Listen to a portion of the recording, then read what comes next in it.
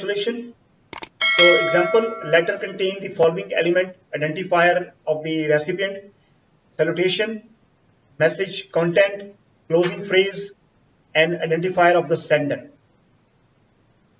So whenever you are communicating to each other in a day-to-day language or in the networking term later on, you will see all these information. Message size is also very important. Human communication, if the message size, you should see this sunset, it is beautiful, the colors are amazing, but if the other person cannot see that, it means the communication is broken.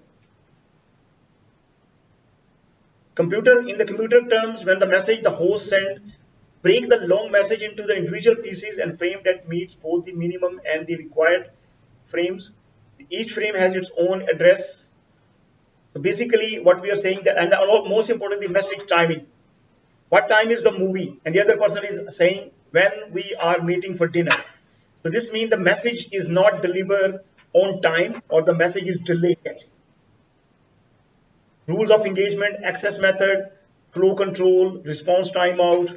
These are all the rules of engagement.